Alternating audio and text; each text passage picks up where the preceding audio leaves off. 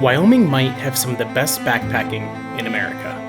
Its mountains, rivers, forests, and seemingly endless wilderness offer some of the best places to throw everything you need on your back, disappear for a few days, and sleep under the stars. And over the last 2 years, I've hiked more than 100 miles across 3 trails that routinely get mentioned among the best backpacking trips in the state. The Teton Crest Trail, the Cirque of Towers, and most recently, Titcomb Basin.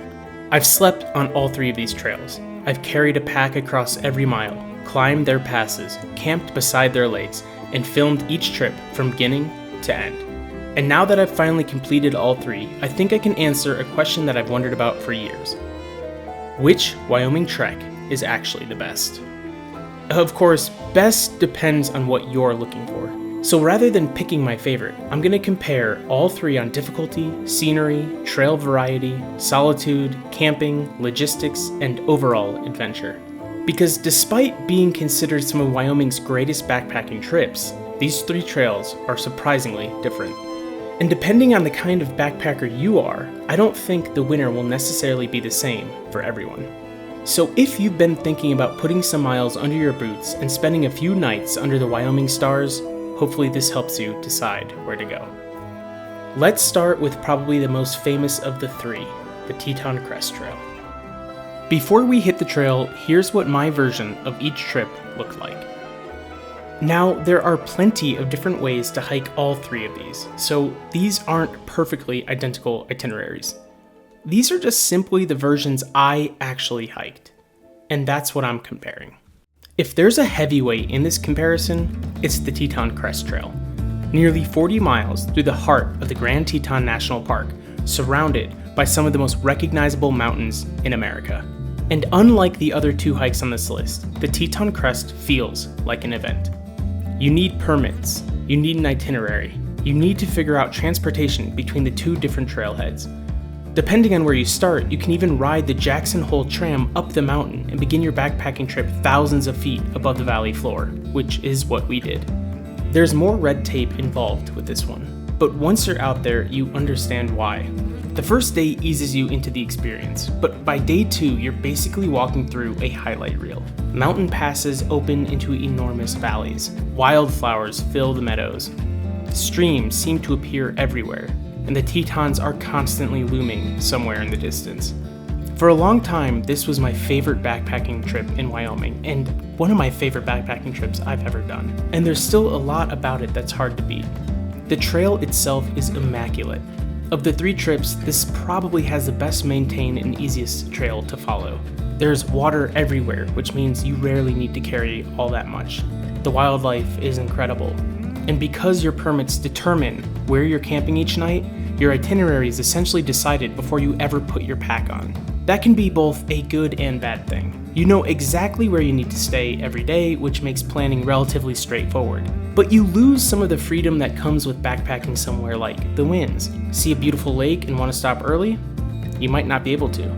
Feeling good and want to hike another 5 miles? Your permit says otherwise.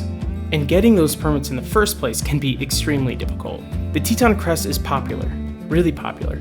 Certain sections can feel crowded because you'll regularly encounter day hikers near some of the more accessible areas. You'll also need an approved bear-resistant canister for food. And because this is a point-to-point hike, finishing the trail creates another problem. Your car probably isn't where you are. That means arranging a shuttle, leaving multiple vehicles, hitchhiking, or figuring out some other way to get back. So of the 3 hikes, the Teton Crest definitely requires the most logistics. But there's something about it that also feels like a real accomplishment. You don't accidentally hike the Teton Crest Trail. You plan it, you get the permits, you figure out the logistics, and then you walk nearly 40 miles across one of the most beautiful national parks in the world. There are easier backpacking trips to organize, but there aren't many that feel quite like this one. And at the end of the day, 4 million people visit the Tetons every year. Only a few thousand even attempt to hike the TCT, and even fewer finish. If you complete the trail, you're instantly part of a very small club of folks who have walked the entire length of the Grand Tetons. Cirque of the Towers. The next 2 hikes both take place in Wyoming's Wind River Range. And while the national parks tend to get most of the attention, there are places outside their boundaries that can absolutely compete with them. And the Winds are one of those places. hundreds of alpine lakes, massive granite peaks, and endless trails. Enough wilderness that you could probably spend a lifetime exploring it. And one hike in particular has become almost synonymous with backpacking here, the Cirque of the Towers. If the Teton Crest is the heavyweight of this comparison, the Cirque might have the best adventure per mile of any backpacking trip I've ever done. My route was just over 27 miles, but somehow those 27 miles packed in 2 major mountain passes, countless lakes, forests, meadows, enormous granite walls, and some sections that required slightly sketchy scrambling. It feels like 3 completely different backpacking trips stitched together. You start near Big Sandy, hiking through forests, fields, and past sandy lakes. Then you climb up Jackass Pass, and suddenly enter the Cirque itself. Huge granite towers surround you in nearly every direction. Then you leave the Cirque and climb yet another major pass, and the landscape changes again. It goes from green and forests to an entire world of granite. That's probably my favorite thing about this route. It never feels repetitive. Every few miles, you're somewhere new. And unlike the Teton Crest, there's no permits telling you where you need to sleep. Find a beautiful campsite? Go ahead and stop. Want to hike another few miles? Keep going. There are great camping options all over the route, tons of water, and incredible world-class fishing. And because it's a loop, eventually you walk right back to the same parking lot where you started. Logistically, it doesn't get much easier. Now, I made one questionable decision when I did this trip. I hiked the entire Cirque in just 2 days, spending only 1 night on the trail, which in hindsight was pretty dumb. Because of that, it was probably the most physically difficult of the 3 trips for me. But that's entirely self-inflicted. Spread the hike out across 2 or 3 nights, and I think the difficulty becomes much more comparable to the others. The 2 big passes will still make you earn your views though. The Cirque can also get pretty busy, especially around weekends and holidays. But this is where the winds have an advantage. They're huge. Just walk another mile, find another lake, go around the next bend, and somehow you can feel alone again. That's difficult to replicate in a national park. The Cirque manages to pack an enormous amount of adventure into less than 30 miles. And after I finished this trip, I genuinely wasn't sure the Teton Crest was still my favorite backpacking trip in Wyoming. Then Dora and I went to Titcomb Basin. Finally, there's Titcomb Basin. And full disclosure, this is the most recent of the 3 trips I've done, so there's definitely some recency bias here. But man, the Titcomb Basin is ridiculous. Located further north in the Wind River Range, Titcomb has a lot in common with the Cirque. No permits, tons of alpine lakes, great trails, massive granite mountains, and more places to pitch a tent than you could possibly do in a lifetime. But the way we backpacked Titcomb made this trip feel completely different. Unlike the point-to-point Teton Crest or the Cirque Loop, Dora and I hiked Titcomb as an out and back. We carried everything to Island Lake, set up a base camp, and essentially made that our home for the next few days. And I've never really done this kind of backpacking before. Usually every morning means packing everything up you own into a bag and putting 30 or 40 pounds on your shoulders and moving to the next campsite. Here, we woke up, grabbed your day packs, and just went exploring. And I have to say, it was pretty great.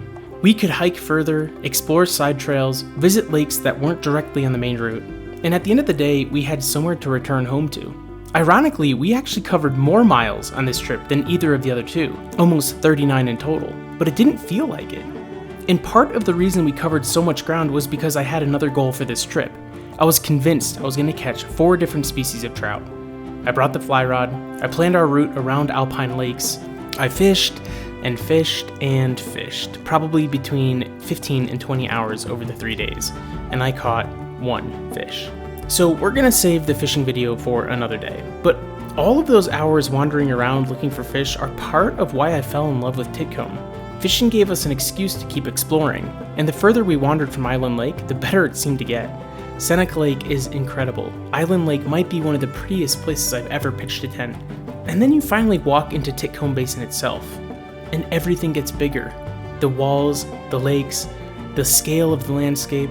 There aren't really any giant mountain passes you have to conquer on the standard route like you do in Teton Crest or the Cirque. Instead, this trail is constantly rolling up and down. You're always climbing something or dropping towards another lake or rounding another corner, not knowing what's next. It keeps the hike interesting without ever feeling completely punishing. Like the Cirque, there are no permits dictating your itinerary, and there are tons of places to camp. There's water everywhere. And while you'll absolutely encounter other backpackers, especially around Island Lake, there's enough wilderness surrounding you that solitude isn't particularly hard to find. Just keep walking. And that's probably the word I'd use to describe Titcomb more than anything else: explore. Teton Crest feels like a journey, the Cirque feels like an adventure, and Titcomb feels like somewhere you can set up camp and just keep exploring. So, which one of these is actually the best? Before I answer that, I want to make something clear. All three of these hikes are incredible. These scores are relative to each other. If I compared any of these against an average backpacking trip, we'd have a scoreboard full of 5s. We're splitting hairs between 3 of the best backpacking experiences I've ever had. And with that said, let's split some hairs. There's significant elevation, long days, and nearly 40 miles of trail. The views are spectacular, particularly once you get deeper into the trail. High passes, meadows, forests, streams, wildflowers, and huge mountain views keep things interesting. You're in one of America's most popular national parks. You're gonna see people. The campsites themselves can be beautiful, but permits significantly limit where you can stop. Permits, bear canisters, transportation, and the point-to-point nature of this hike make it easily the most complicated of the 3. It's the Teton Crest Trail. There's a reason why people travel across the world to hike it.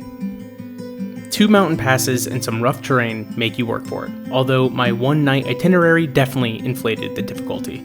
The Cirque itself is absolutely world-class. This might be the greatest strength, the landscape's constantly changing throughout the loop. Popular sections can get busy, but the winds make it relatively easy to escape the crowds. Tons of beautiful options and plenty of freedom to choose your own itinerary. No permits and a loop that returns you to your vehicle. That's hard to beat. If you want to pack as much adventure as possible into roughly 30 miles, this might be the one. Titcomb Basin. Still a serious backpacking trip, but the lack of huge passes and the ability to establish base camp make this feel a little easier than the other 2. Island Lake, Seneca Lake, Titcomb Basin, the place is absurd. Forests, rivers, and lakes, and increasingly dramatic alpine terrain as you move deeper into the range.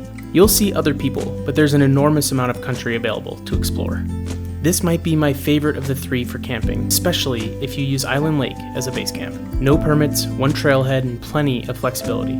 This felt less like following a trail and more like having an entire section of the Wind River Range available to explore.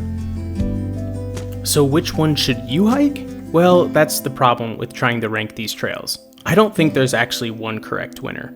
If you want the iconic Wyoming backpacking experience, hike the Teton Crest Trail. There's something special about crossing the Tetons on foot, and completing the entire trail feels like an accomplishment.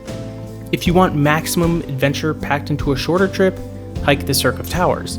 It's one of the most spectacular mountain basins in the country. And if you want somewhere you can disappear into for a few days, go to Titcomb Basin. Set up camp, drop the heavy pack, and just explore. But that's not really answering the question, is it? Because if you told me tomorrow that I can only pack my bag and hike one of these 3 again, I'd choose Titcomb Basin, just by a hair. And honestly, it's partly because I couldn't catch a golden trout which swim in only a few lakes up that way. But ask me again next summer, because I'll probably find another hike in Wyoming that'll top the list.